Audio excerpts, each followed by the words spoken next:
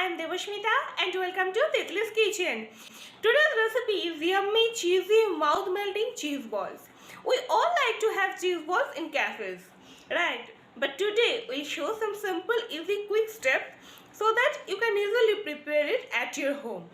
So, without any further ado, let's get started.